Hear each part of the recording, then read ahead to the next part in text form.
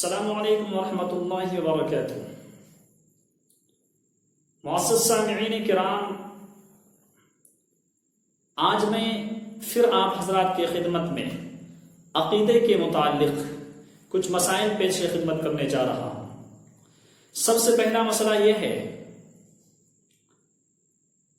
کہ بعض لوگ یہ خیال کرتے ہیں کہ ہاتھ میں جتنی لکیریں ہوتی ہیں اتنی ہی پریشانیاں آتی ہیں، اور جتنی کم لکیریں ہوتی ہیں اتنی ہی کم پریشانیاں آتی ہیں۔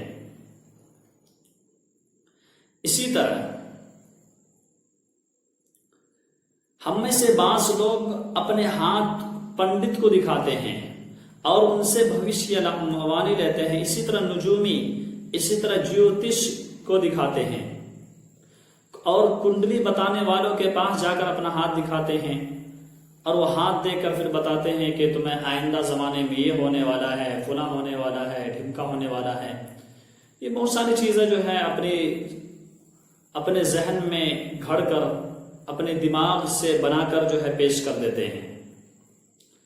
اللہ کے رسول صلی اللہ علیہ وسلم نے ایسے شخص کے سلسلے میں بہت سخت وعید بیان فرمائی جو اپنا ہاتھ کسی پنڈت، کسی نجومی یا کسی کاہن کے پاس جا کر دکھائے اور ان سے اپنے ہاتھ کی لکیریں دکھا کر حالات دریافت کرے، آئندہ زمانے میں کیا ہونے والا ہے۔ اللہ کے رسول صلی اللہ علیہ وسلم نے فرمایا کہ ایسے شخص کی 40 دن تک کوئی نماز قبول نہیں ہوگی۔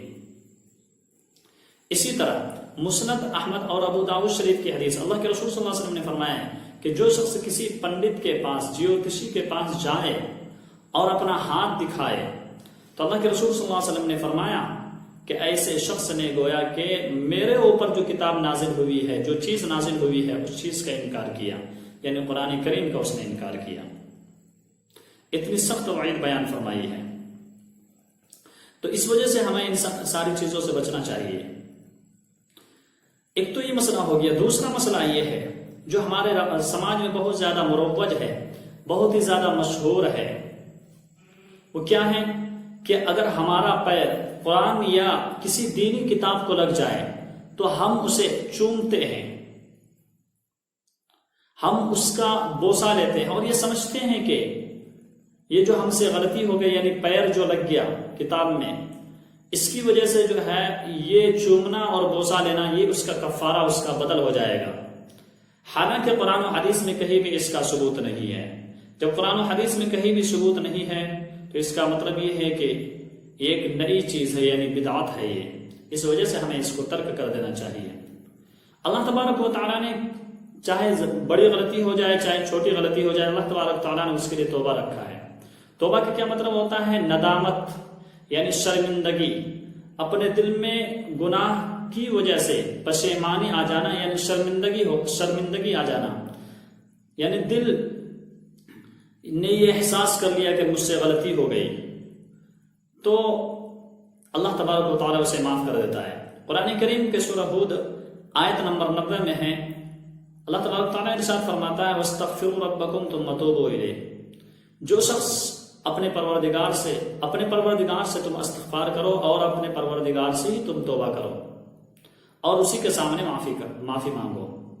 اسی طرح بخاری شریف کی حدیث ہے، کتاب المغازی میں ہے، اللہ کے رسول صلی اللہ علیہ وسلم نے ارشاد فرمایا ان العبد اذا اعترف تاب وتاب اللہ علیہ، کہ جب بندہ کسی گناہ کو کر لے، پھر اس کا اعتراف کر لے کہ یا اللہ مجھ سے غلطی ہو گئی، مجھ سے گناہ ہو گیا، تو اللہ تبارک و تعالیٰ اس کی توبہ کو قبول فرماتا ہے۔ تو میرے عزیزو، یہ سارے جو ہے گناہ ہیں جس سے ہمیں بچنا چاہیے۔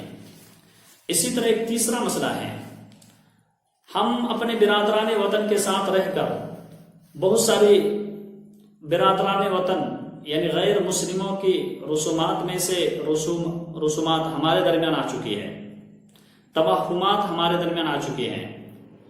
توہمات کس طرح ہیں کہ اگر دودھ گر گیا تو اس کا مطلب یہ نکالتے ہیں کہ اب تو کوئی نقصان ضرور ہوگا۔ اسی طرح اگر تیل گر گیا تو اس کا مطلب یہ نکالتے ہیں کہ اب تو کوئی فائدہ ضرور ہوگا۔ اسی طرح کہا جاتا ہے کہ رات میں جھاڑو کو کھڑی کر کے نہیں رکھنا چاہیے، اس سے جو ہے غریبی آتی ہے، اس سے جو ہے فاقہ آتا ہے، اس سے تنگ دستی آتی ہے۔ اسی طرح کہا جاتا ہے کہ ٹوٹے ہوئے شیشے کو نہیں دیکھنا چاہیے، اس سے جو ہے آپس میں لڑائی اور جھگڑا ہو جاتا ہے۔ تو میرے عزیزوں، کہاں تک اسلام میں یہ جائز ہے؟ اسلام میں اس کی کوئی گنجائش نہیں ہے۔ اللہ کے رسول صلی اللہ علیہ وسلم کی حدیث ہے، مشکاۃ شریف کی حدیث ہے، اللہ کے رسول صلی اللہ علیہ وسلم نے فرمایا لا طیرۃ وخیرھا الفال، کہ اسلام میں بدشگونی نہیں ہے، اسلام میں بدفعلی نہیں ہے، اسلام میں نیک فال لینا ہے۔ کوئی بھی چیز ہو، کس طرح کی بھی کام ہو، اسلام کہتا ہے کہ اس میں جو ہے نیک فال، یعنی اس کا مطلب جو نکالو اچھا مطلب نکالو، اس کے معنی اچھے نکالو، اسلام یہ کہتا ہے۔ اسی طرح ایک چوتھا مسئلہ ہے۔ چوتھا مسئلہ کیا ہے کہ ہمارے سماج کے اکثر لوگ اس مسئلے میں ملوث ہیں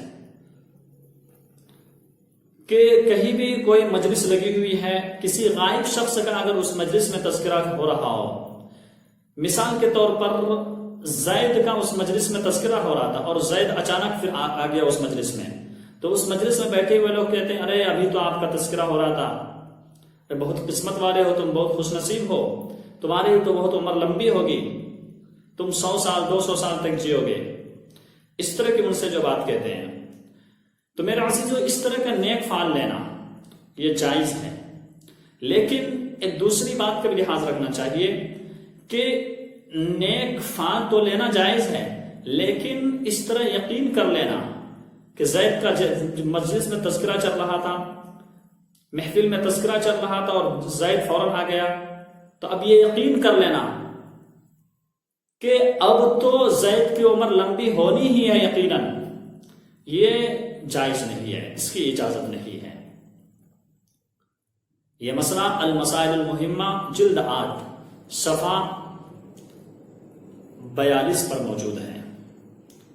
تو اللہ تبارک تعالی ہم سبھی کو ان ساری باتوں پر عمل کرنے کی توفیق مرحمت فرمائیں، اور معاشرے میں اور سماج میں پھیلی ہوئی تمام برائیوں سے ہمیں حفاظت رہنے کی توفیق مرحمت فرمائیں، ہمیں محفوظ رہنے کی توفیق مرحمت فرمائیں، آمین۔